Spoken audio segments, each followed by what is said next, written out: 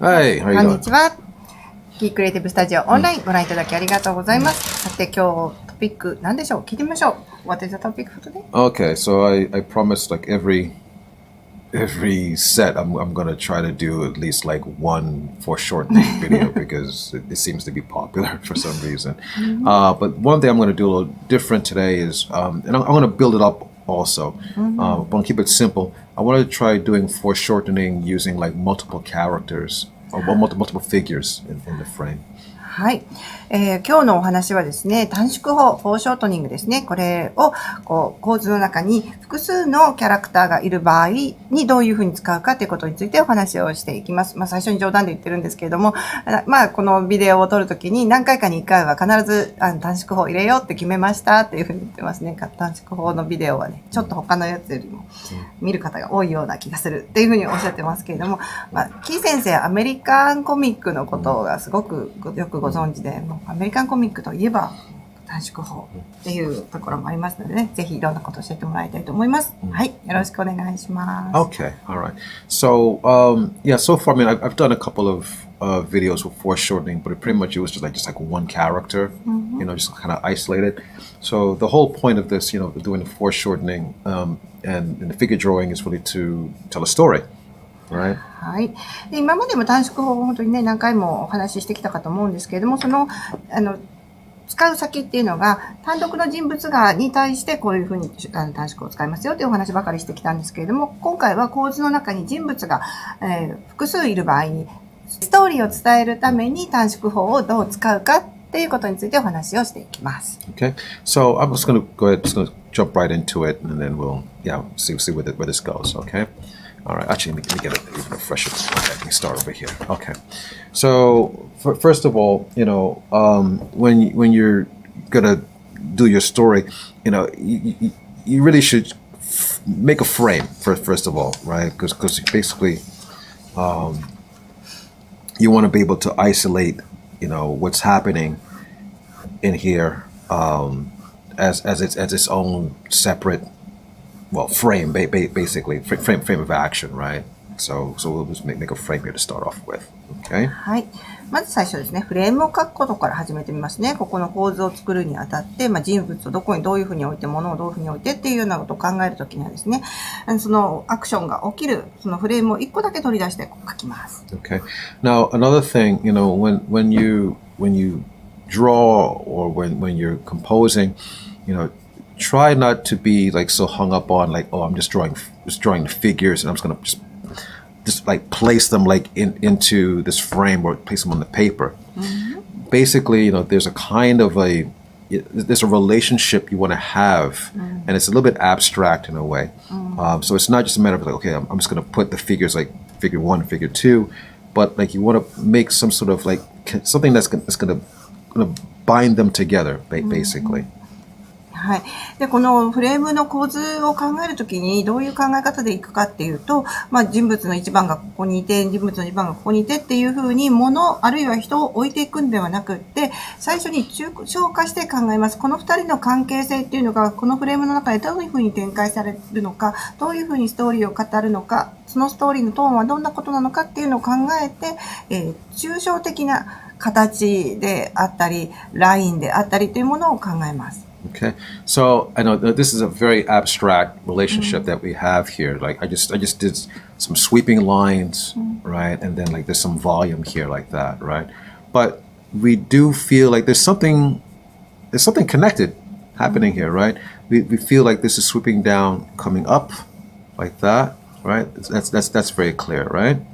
Right, it's sweep, coming down and coming up, and then like, almost like a wave in a way.はい。で、今書いたのはその抽象的な絵だなと思われると思うんですけれども、弧を描いているような丸い線と、それから何か丸いものがそこにあるっていうこの2つの関係性を書いております。Alright, so that's what makes it really work. It's not just drawing a cool looking figure. And it's another mistake I made a long time ago when I was much younger, was that it's not just about drawing like a cool looking figure and just like slapping it, you know, just anywhere on the paper. There has to be a sort of a a relationship that we can't really see, but we could feel it, you know, between the figures in the page. And so here, I mean, I actually drew it out, you know, but this is not what we're going to see at the end. We should be seeing the story at the end, but I'm illustrating like what that relationship is here. はい。で、ケイ先生も若い頃にやってしまった、よくそういうふうに書いてたなって思うことは、まずこのフレームがあって、どこに人物を置こうっていうことを考えるときに、まずそこにですね、なんかいい感じの人を描こう、かっこいい人を描こう、可愛い子を描こうっていうふうに書いてしまうんですけれども、書きがちなんですけれども、それはもう後のことでよくって、そうではなくって、そこに出てくる登場人物が誰と誰で、その二人がどういう関係にあるのかっていうことを抽象化して書きたいんですね。それがストーリーを語るっていうことにつながっていくと思います。Okay, so so actually, like now I'm starting to fill it in a little bit. So actually, I'm starting to put like one figure down here, but I want, and I'm not so much just like trying to just like slap it on, in terms of like this path that I have here, but I want what I'm drawing to be informed by this rhythm. So it's not like I'm not trying to force it to fit. I want it just to be in the spirit of it. If that makes sense. I'm sorry. 今右側にですね、男性なのかな、頭を描いてますけれども、これを描くからといって、なんかその人を一人描くっていうことを大事にしたいんじゃなくって、最初に描いたこの弧を描くような波みたいな感じありましたよね。これが、しっかりとストーリーを伝える、そのリズムを感じながら、そのリズムに当てはめて人、あるいは物を置いていくっていうことが大事になってます。Okay. So really, because you don't want to like trace out, like what the path is. You just want this path to help support like what the action that's happening in here. Okay. で、ここで何かがもう一人人が出てくるのかなって思うんですけど、そこのストーリーのここで何がどういうふうに起きてるかっていうものを示すための、なんかはっきりしたものを書く必要はなくって、このリズムを大事にして書いてますってことですね。そのリズムが全てを物語るっていう形です。Okay. All right. So already I'm starting some foreshortening here by here. Okay. So this maybe this guy, maybe he's crouching down or he's getting ready like to fight or something like that. But I'm making his fist much larger than his head because I want to imply that that it's being foreshortened. So so it's closer to the camera, right? So it has that kind of sense, basically. はい。今、右下に書いた丸なんですけども、これがこの人物の拳ですね。で、この拳をすごく大きく書いてます。これが、短縮法の応用例の一つですね。で、こんだけ大きく、頭よりも大きい拳がこっちに向かってゴーンって来てるっていう風なことを感じると、もう、映画であればカメラがこっち側にあって、そのカメラに向かって拳がゴーンって突き出されてる。そんな感じが受けるんじゃないかなって思います。Okay. And then like his other hand is going to, or his other arm is going to be a little bit smaller as compared to that because maybe it's I guess maybe he's crouching down or whatever, but in relation to his fist, it's going to be a little bit farther away from us because it's farther away from us, so it's going to look smaller basically. はい。で、ここはもう短縮法をギュッて適用してますので、今度、向こうの奥の方に向かう手ですね。こっちの方はずっとちっちゃく書いてるし、向こうの奥に向かってるよっていうことを強調して書いてあげてます。Okay. All right. So I have this figure here. I don't know who this is. Can't see what it is. I'll flesh it out a little bit more later. But obviously he's someone who's getting ready to fight. He's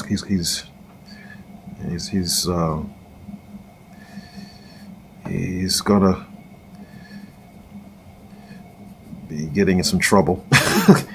なんかね、誰かに絡まれたのか、なんか喧嘩になってしまったのか、それとももっと大きなことなのかもしれないですけど、まずストーリーはちょっとさておき、まあこの右下にいる人は何かと戦っているっていうことは伝わるかなと思います。まあもっと肉付けを後でできるかなと思うんですけれども、今日はデモなのでね、ラフにしておきます。Okay.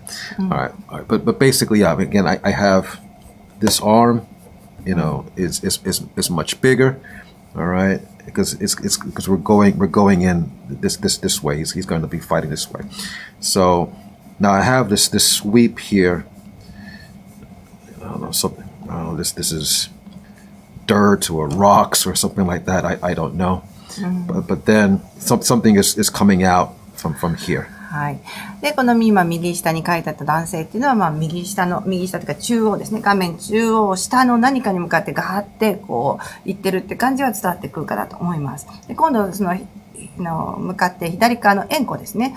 このところにはじゃあ何があるのかなっていうふうに考えると、ここはもう土かな、岩かなっていうようなものが地面かなっていう感じのものがあって、その上のところからまた今何かが登場しているところですね。Okay. So I have this guy. You know what? Let me do that. There we go. And you know what? I'm gonna make one hand just a little bit smaller, and then we'll make this one a little bit bigger. 短縮法ですね。画面の中央のところの握り拳がドンって大きくって、向こう側のものはちっちゃく。愛と小の関係ですね。Like, I'm gonna get you. I'm coming to get you, right? So obviously, you want your audience to feel that, to feel that threat, So. 逃がさんぞっていう感じでこう手をガーンって突き出してますよね。それがね、見る人に怖いって伝わるといいなって思いながら書いてます。Okay. So that's the whole thing. You want to try to make it as dynamic as possible. So that your audience can get into the story. That you're making, and push things. Push things. As much as you can. Don't be afraid. You might be surprised in terms of the results that you get. はい。で、ここの今、もう、ガーンって突き出した指のところを今書いてますけれども、これは、ここのところはもう、怖いそうに、大げさに、そしてもう大きさも大きく書いてしまいます。そうすると、そういうところがパッと目につくと、オーディエンスっていうのはそのストーリーの中に引き込まれて、次になるんだろう、うわ、怖かったっていうような印象がどんどん溜まっていくものだと思います。Okay. So by again, I'm trying to maybe it's okay. Okay. All right. I'm trying to avoid again what I said before about twinning again. But I think I'm safe here because obviously, on this one it's a little bit smaller, this one is a little bit bigger, this one is higher, this one is lower, right? Okay. はい。で、今ちょっとね、じゃあこっちの手は伸ばして、こっちの手はちょっと下にこんな感じって言って書いちゃったんですけども、あれちょっとね、この二つの手が同じようなポーズだったなーっていうお話をしてました。ツイニングを避けましょうっていうのをね、前々回のトピック、コントラストのトピックでお話ししたと思うんですけど、ここはね、高さも違うし、大きさも違うし、大丈夫ってことにしましょうっていうことですね。ツイニングって本当にやりがちだっていうことはもう、キー先生以外の方にもよく聞くので、これがツイニングっていう言葉を知って、これはなるべく避けられるところは避けるよっていうことを一個覚えるだけでも、非常にためになるかなって思います。Okay. Yeah, so you should try to just check yourself as much as you can. Just make sure that yeah, you're not doing anything like repetitive. You're not going to be twinning. That things are flowing. So I know it sounds like it's a lot to think about. But like once you do it a lot. Then you'll do it automatically. You'll have an understanding of how to balance things out. いろんな言い方もありますし、避けるべきことのリストなんていうのもあるのかもしれないですけども、例えばもう反復を避けるとか、ツイニングを避けるとか、あとはなんていうかね、重力を感じさせない、どこにこうウェイトがかかってるのかわからないような人は書かないみたいなこともあると思うんですけど、そういうことをね、少しずつ気をつけていくと、自動的に、そういうことが起きた時に、おかしいなって自分で違和感をキャッチできるようになるんじゃないかなと思います。So, some of it is also, it's mileage. You have to do it a lot, basically. Like I said before, don't get satisfied with yourself because you made like one nice or kind of okay drawing. You want to draw as many versions of that as possible and try something new. Draw things that you normally would not draw. Try to get outside your comfort zone. はい。なんか、一個いい感じだなって思うドローイングを書くよりも、もうたくさん書きましょうっていう言葉もあります。で、それは書くことイコールマイレージを貯めてるっていうのと同じこと、つまり経験を積んでるっていうことなので、中にこだわっていい感じのドローイングに手間暇をかけるよりも、もっとこういうことができるかもしれない、もっとこういうことができるかもしれないって言って、自分のコンフォートゾーンっていう言い方しますけれども、いつも書きがちなことから一つ外側に抜けるっていうような、なんか考え方、アプローチをしてみるといいんじゃないかなっていうふうに思います。そうすると、いつの間にか知らないうちに、自分にもこんな側面があるんだなとか、こういう描き方も楽しいなとか、新しい発見があってね、また、絵を描くことも楽しくなっていくんじゃないかなと思います。Somebody, there's one artist that I really admire. He said that, the time you really improve the most, like you learn the most, are the times like when you struggle, and then you keep at it, you keep going, and then you finally, even if you fail actually, even if you do attempt something and it's like it's not as good as I wanted it to be, but those are the times like when you grow the most.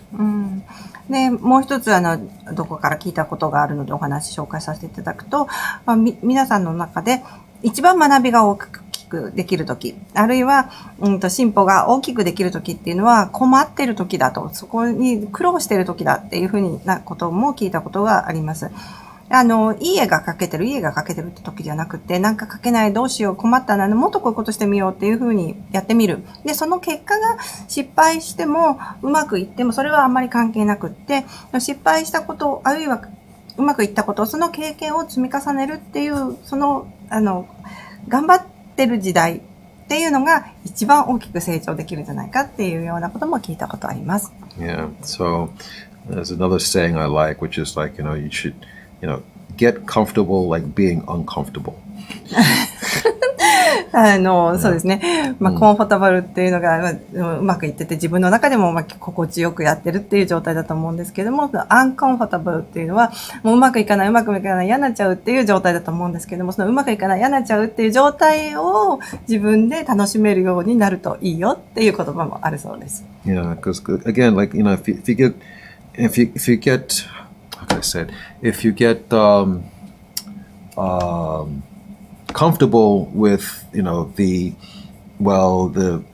fear or the uncertainty of like, okay, how this is going to turn out, you'll after a while, you're not going to mind, you're not going to fear failure as much anymore, and that's the whole thing. Everybody is a little bit afraid. Nobody wants to look stupid. Nobody wants to look like, oh, he's heta, this kind of stuff.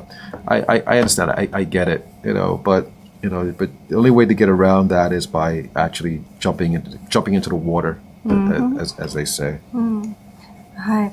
で、もう一つこんな言葉もありますということでご紹介してるんですけども、失敗するっていうことに対する恐れをなくすっていうことも大事かなと思ってます。わかんないこと、あるいはやったことないことっていうのは怖いですよね。で、もうその怖い、あるいはやってみたことないけど、それをやった時に周りからどういうふうに言われたり、どういう目で見られるのかなっていうのも怖いことの一つだと思います。なんだけれども、もう泳ぎを覚えるには水に飛び込むしかないっていう言葉もありますので、チャレンジするっていうことに対して、あるいはチャレンジした結果に対して気にしないもうそれはやってみるしかないっていう風なことを繰り返しているうちに、やってみるっていうことも怖くなくなっていくので、その水に飛び込むっていうね、気持ちで、いろんなことをやってみるといいんじゃないかなって思ってます。Yeah. One thing you should keep in mind is like, if you're brave enough to even like to start trying drawing, you're in a special category already because most people, won't even try it, so you should, I gotta say it, give yourself a little credit, that you're actually doing it. I mean, you should be proud of yourself. That you're doing what most people don't do. I don't know if that makes sense. I'm sorry, but anyway, that's my advice about that. あとはもう一つね、思い切ってものをやってみるっていうことに関してはですね、もう誰もやったことがないことをやってるっていうことに対して自分自身で自分を認めてあげるっていうのもいいことじゃないかなっていうふうに思います。やっぱりそれもね、うまくいってもうまくいかなくてもいいって思っております。やったっていうことに対してもう、やった、それは素晴らしいことだねって自分自身で認めてあげるっていうそのマインドセットを作ってあげるといいんじゃないかなって思います。Okay. All right. I think I'm gonna wrap this up because I just wanted to do like a quick rough sketch here, but I think you guys get the idea, right? All right. So obviously, I've foreshortened this hand here, right? はい。今日のクイックスケッチのまとめですね。短縮法ということでお話を始めました。このガーって突き出してる点、すごく大きく書きました。短縮法が適用されてます。はい。Okay, of course, I've foreshortened this one, this fist, which is going to look more dynamic because it's almost like we're so close to the action, like we might get hit, unfortunately. はい。で、こっちの右下のキャラクターの握り拳ももう私たちのね、顔面のところに飛んでくるんじゃないかっていうような近さに書きました。Okay. And then, of course, yeah, I mean, the things that are farthest away from us are going to be much smaller. Okay. ね、はい。向こう側の足はもうギュッとちっちゃくしてます。Okay. And again, I mean, it's just a quick sketch, but what's making this effective is it's not that I drew a kind of cool looking character here and I put a cool looking character. I didn't just stick them there. I laid down a relationship, a rhythm and a relationship at the beginning, almost as like an abstraction at first. And if you see a comfortable relationship in that abstraction, you can use that to inform your drawing. You should use that to inform your drawing. はい。で、このキャラクターを、なんか、イケメンのキャラクターを描いたりとか、もう、超かっこいいキャラクターを描いたっていうわけではないんですけど、この構図はそこそこいいかなっていうふうに思います。じゃあなんでこの構図がいい感じに描けたかっていうと、まず最初に描いてあげたこの円弧みたいなものですね。このリズム、このスーっていう曲線とここにあるボリューム、この2つの関係性を抽象化して書いてあげたこと。で、それが、それに対して逆らわずに、それにぴったりストーリーを語らせるように、この2人のキャラクターの配置だったりとか、大きさだったりとかを調整してあげたことで、この2人のキャラクターに登場したこのコマからストーリーが伝わってくるっていうことに結果としてなったかなと思っています。Yeah, so those are the things that's what makes it work. It's really it's that abstract relationship. That's the thing. And the funny thing is like you don't see it literally when you look at it like at a composition. And you're like, for some reason it looks cool, it's working. You don't see it, but it's kind of like this it's like this invisible kind of like rhythm or wave that is existing underneath all that. That makes sense. I'm sorry. はい。ですの構図を考えるときに一番最初に書いてあげたこの円と丸っていうの、この2つっていうのは完成作品からもしかして見えてこないと思うんです。なんだけれども、その抽象的な関係性っていうのは最後までこの絵の中にキープされているので、目に見えない、目に見えることっていうのは多分、この人、拳がこっちに向かってきてるなとか、この人の顔、横顔かっこいいなとかっていうことが目に見えることだと思うんですけれども、でも実はこの絵を見たときに何が印象に残ってるかっていうのは、その言葉にもできない、目にも見えない、この一番最初に描いてあげた抽象的な関係性のリズムであったり、ストーリーであったりするんじゃないかなと思います。Okay, all right. So I'm gonna stop because I'm gonna keep drawing all day. So, but I hope you guys get the idea here. Okay. And another thing, don't try to,